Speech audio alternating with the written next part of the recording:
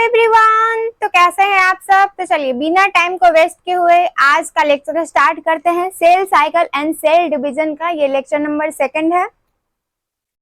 Cell cycle and cell divisions में बात आ रही थी दो प्रोसेस की।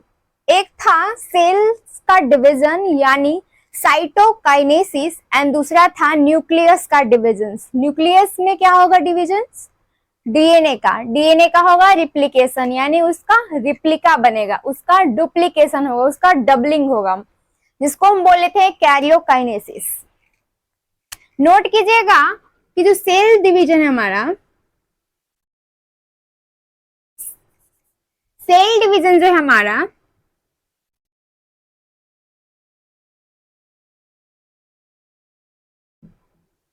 सेल डिवीजन जो है इसमें टोटल 2 प्रोसेस इन्वॉल्व थे। फर्स्ट था साइटोकाइनेसिस। साइटोकाइनेसिस में सेल्स या साइटोप्लाज्म का डिविजन, सेल्स डिवाइड करेगा। एंड सेकेंड जो प्रोसेस थी वो थी karyokinesis.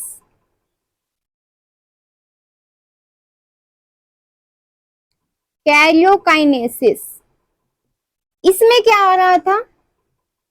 Nucleus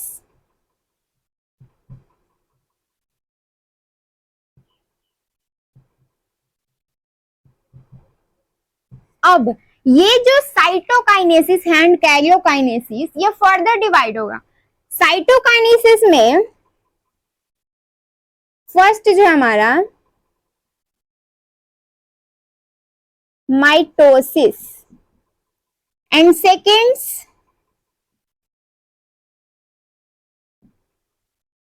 meiosis and third जो प्रोसेस आता है वो है एमाइटोसिस।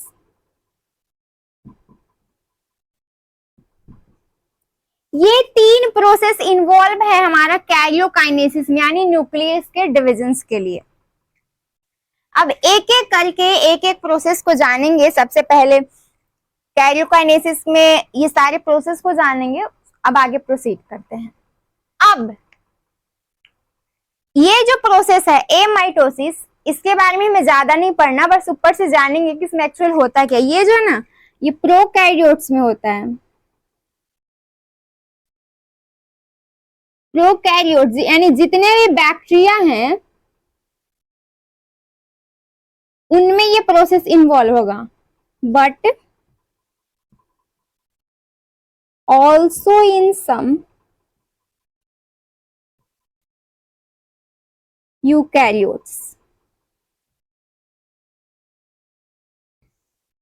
ये एमाइटोसिस तो ऑलमोस्ट प्रोकैरियोट्स में देखने को मिलता है, बट कुछ एक्सेप्शंस हैं जिसमें आप यूकैरियोट्स में भी देखने को आपको मिलेगा, जैसे ईस्ट वगैरह होता है ना, उसमें आपको मिल सकता है। ठीक है, इसके बारे में बस इतना काफी है। अब स्टार्ट करते हैं आगे। अब एक सेल्स को देखेंगे कि एक जब सेल्स डिवाइड नहीं करता है और जब वो डिवीजन में प्रवेश करता है तो उसमें कौन से मॉडिफिकेशन होता है। पहले एक सेल्स का डायग्राम यहाँ पे हम ड्रॉ करते हैं।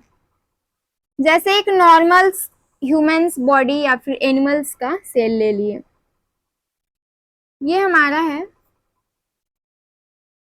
Animal cell.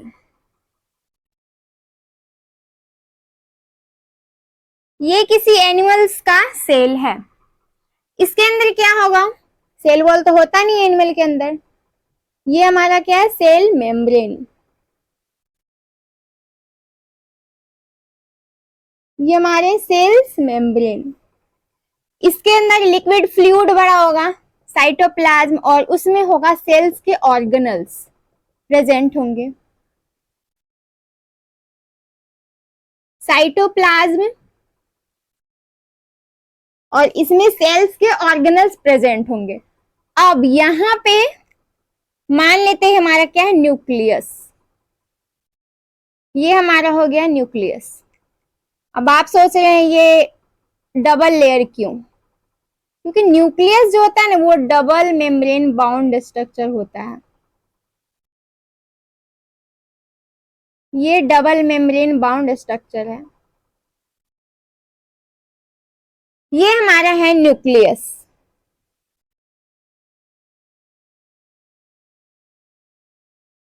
अब ये बीच में जो स्पेस आपको दिख रहा है ये इसे बोलते हैं हम न्यूक्लियर पोर। न्यूक्लियर पोर या फिर न्यूक्लियस का पोर है।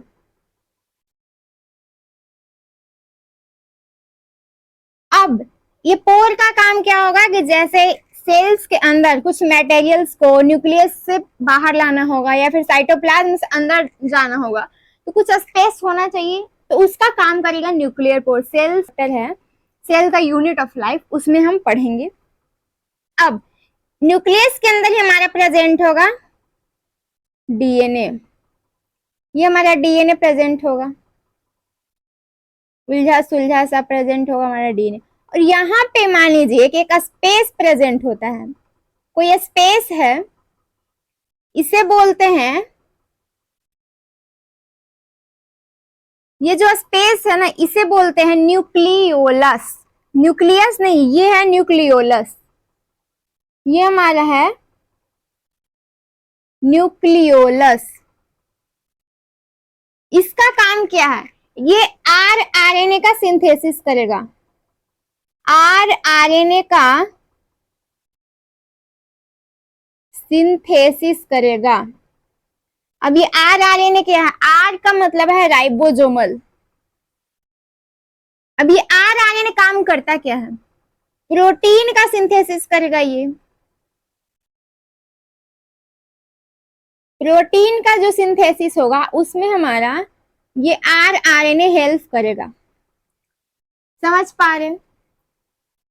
इसे बोलते हैं न्यूक्लियोलस। ये का स्पेस होता है हमारी न्यूक्लियस के अंदर जिसे बोलते हैं न्यूक्लियोलस। न्यूक्लियोलस का काम है आरएनए का फॉर्मेशन करना और आरएनए प्रोटीन के सिंथेसिस में वर्क करता है।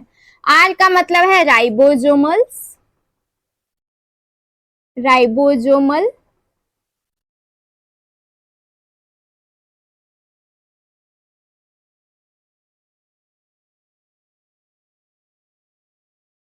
अब इतना समझ गए आप कि एक नॉर्मल एनिमल सेल का उसके अंदर कौन कौन से ऑर्गेनेल्स, कौन से स्ट्रक्चर प्रेजेंट होता है, ये आप समझ पा रहे हैं।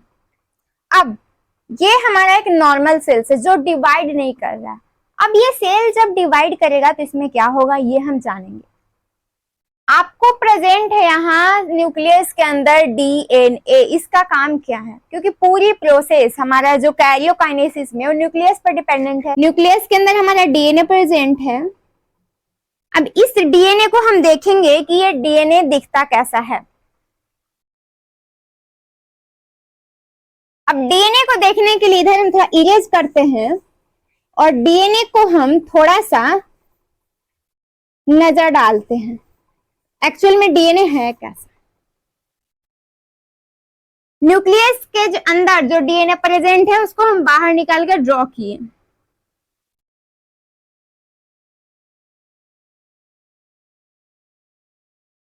लीजिए ये हमारा है डीएनए।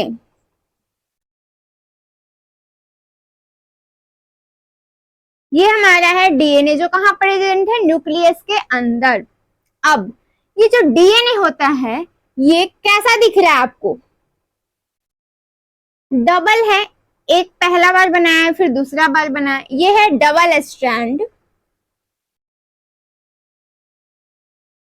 Double strand structure.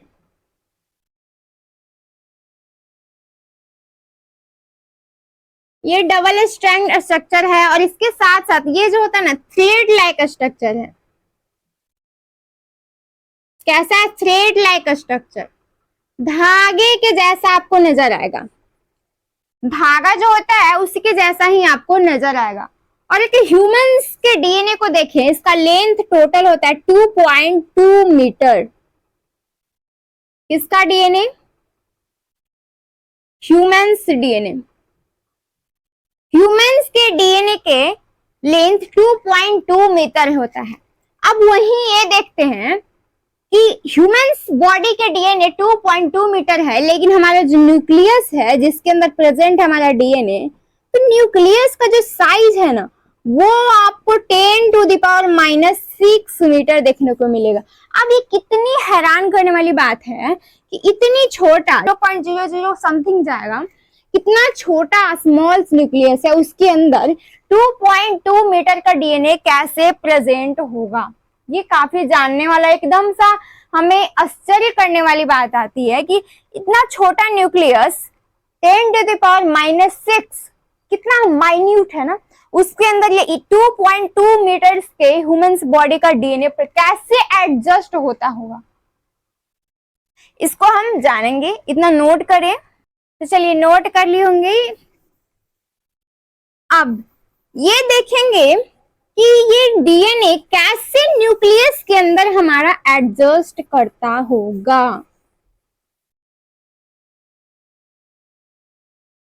अब होता क्या है, सेल्स जब डिवाइड करता है तो उसमें क्या होता है ना, एक्चुअली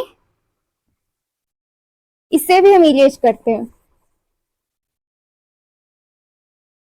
अब आप आगे बढ़ते हैं और देखते हैं, ऐसा हम जानते हैं कि जब हमारा सेल जो होता है, ये हमारा सेल्स मान लीजिए वो डिवाइड करेगा, ये हमारा सेल जब डिवाइड करेगा तो दो सेल्स का फॉर्मेशंस करेगा, दो सेल्स का फॉर्मेशंस करेगा। यही तो हमारा सेल डिवीजन था कि एक सेल्स ना डिवाइड करके दो सेल्स का फॉर्मेशंस कर रहा, और इसके अंदर ये हमारा जेनेटिक मटेरियल हमारा डीएनए प्रेजेंट है।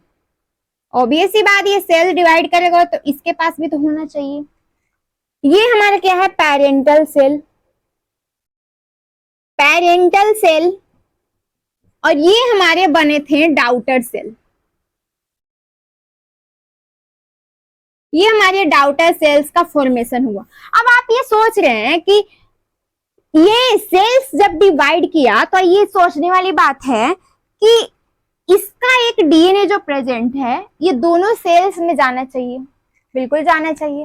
अब ये कैसे जाएगा, एक रीजन है कि हम क्या करते हैं कि जो डीएनए है ना उसको डबल बना देते हैं। जैसे एक पेन है, दो व्यक्ति को देना है तो हम क्या करेंगे, यही पेन को दो बनाएंगे, अब तोड़ को तो नहीं देंगे ना, इसको हम दो बना लेंगे। उसी तरीके से ये जो सेल्स के अंदर डीएनए प्रेजेंट है, इसीलिए तो हम कैरियोकाइनेसिस को डेप्थ में जान रहे हैं।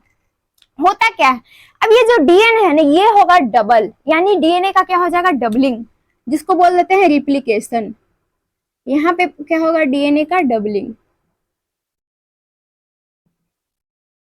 डीएनए का डबलिंग होगा। डीएनए का डबलिंग क्यों हुआ, क्योंकि आसानी से ये दोनों सेल्स को डीएनए मिल सके, ताकि एक पूर्ण रूप से सेल्स का फॉर्मेशन हो सके, एक न्यू सेल्स बन सके।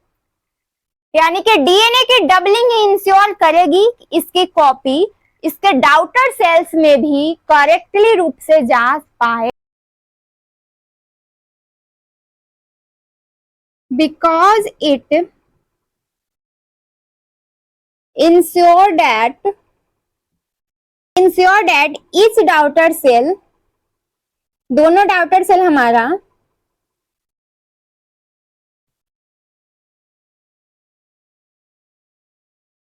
Cell get one copy of DNA.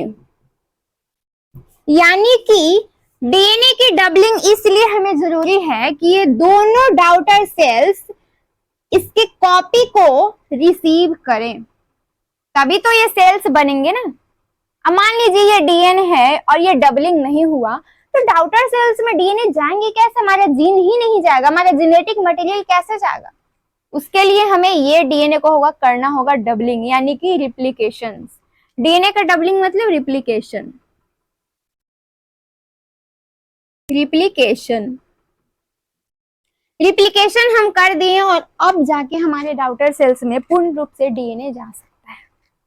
समझ गए, तो ये हमें जरूरत थी डीएनए को डुप्लीकेशन करने का, उसको रिप्लिकेशन करने का। ये आप समझ गए कि हम क्यों किए, ठीक है।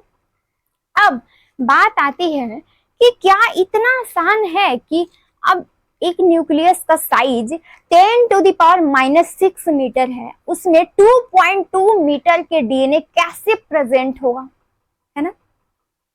छोटा स्पेस है, उसमें 2.2 मीटर के डीएनए कैसे एडजस्ट होगा। अब उसमें होता क्या है कि जो सेल्स है ना हमारा अब डीएनए एक्चुअली हमारा कैसा है, ये हमारा होगा डीएनए, ये हमारा है डीएनए। अब ये इंश्योर करता है कि अब ये सोचो ना, आपकी एक बहुत सारा एप्पल्स आपके घर में फर्श पर पड़ा हुआ है। अब आपको ना एक काम मिला कि सारे एप्पल्स को उठाकर आपको कहीं दूसरी जगह ले जाना है। आपकी मम्मी बोली कि ये सारे एप्पल्स को उठाकर ना मेरे पास लाओ, ठीक है। आप कैसे देंगे? पहला तो ये है कि आप एक एक एप्पल को उठाकर ले जा रहे हैं। दूसरा ये है कि जितना भी एप्पल है, हम सारे एप्पल्स को एक टोकरी में ले लिए और पहुंचा दिए। सबसे सिंपल तरीका क्या होगा? सेकंड वाला प्रेफर करेंगे। क्यों? क्योंकि एक तो टाइम बचेगा, मेहनत बचेगी, है ना। अब इसी तरीके से इसके साथ भी होता है।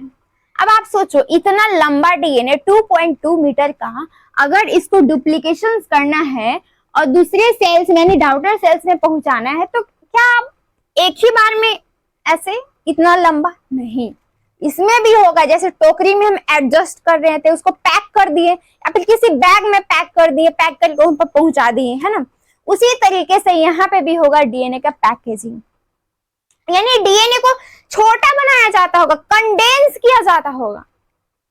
ये नहीं कितना बड़ा डीएनए है और उसको डाउटर सेल्स में पहुंचाना है, तो इतना लंबा डीएनए में काफी ज्यादा प्रॉब्लम्स फेस करेंगे, इसीलिए वो सारे डीएनए को कंडेंस कर देंगे। अब कंडेंस कैसे होता होगा? अब हमें कंडेंस क्यों करना पड़ रहा है? क्योंकि हमें डाउटर सेल्स में हमारे डीएनए को भेजना है, समझ गए।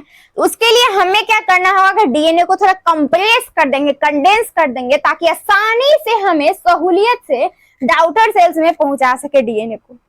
यानी कि ये जो हमारा डीएनए है, इसको करेंगे कंडेंस, इसको करेंगे कंडेंस। कंडेंस जब करते हैं, ये हमारा था डीएनए।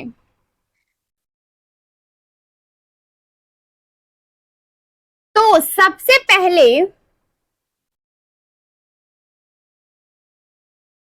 क्रोमैटिन का फॉर्मेशन होता है और फर्दर इसको कंडेंस करेंगे तब क्रोमोसोम बनेगा। क्रोमोसोम बनेगा। अब ये जो क्रोमैटिन है ना, ये less condense form of DNA.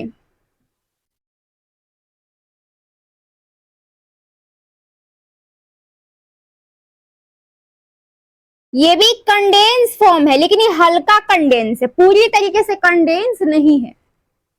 और जो क्रोमोसोम है ये मोर कंडेंस है।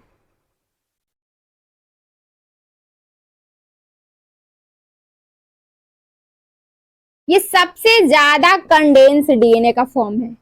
कौन सा? क्रोमोसोम। यानी कि जब सेल्स डिवाइड करेगा तो डीएनए को करना होगा कंडेंस।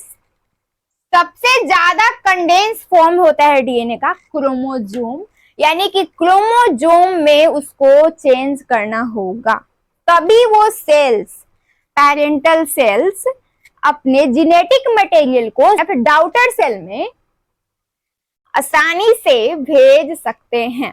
समझ गया? अब ये जो क्रोमैटिन होता है, ये होता है फर्दर 2 टाइप्स का। पहला, एक होता है यूक्रोमैटिन और दूसरी होती है हेटेरोक्रोमैटिन। हेटेरोक्रोमैटिन ये हमारा हेटेरोक्रोमैटिन। अब देखिए, मान लीजिए कि ये आपका डीएनए था। अब ये डीएनए को हम कर रहे कंडेंस। क्रोमैटिन क्या है?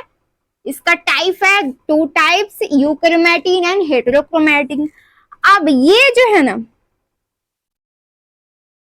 मान लीजिए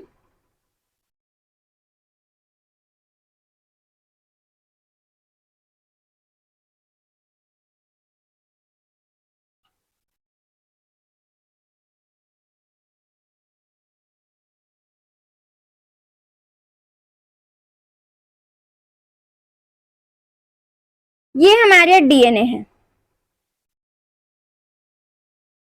ये इधर थोड़ा खुला टाइप का था, यहां पे हो गया कंडेंस, यूक्रोमैटिन, ठीक है। अब यहां पे होगा कुछ ज्यादा ही कंडेंस,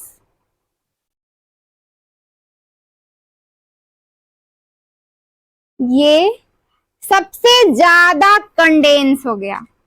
कंडेंसेशन की प्रोसेस इस डायरेक्शन में चल रही है कि डीएनए था वो पहले क्रोमैटिन का फॉर्मेशन किया, क्रोमैटिन के बाद क्रोमोजोम का फॉर्मेशन किया, और इसके बाद क्रोमोजोम का फॉर्मेशन होगा।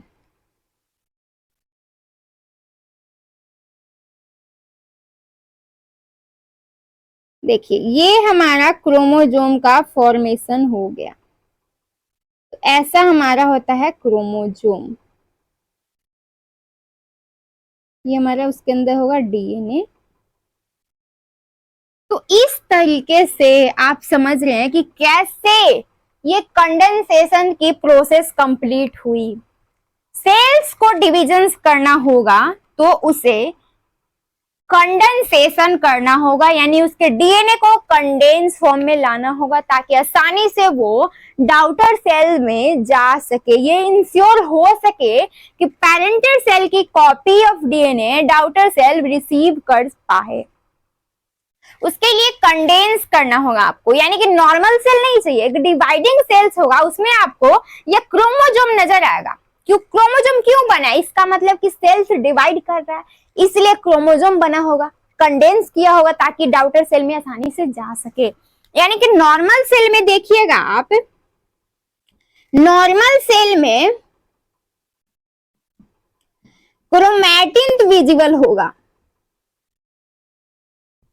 क्रोमैटिन तो विजिबल होगा, बट जो सेल डिवाइडिंग होगा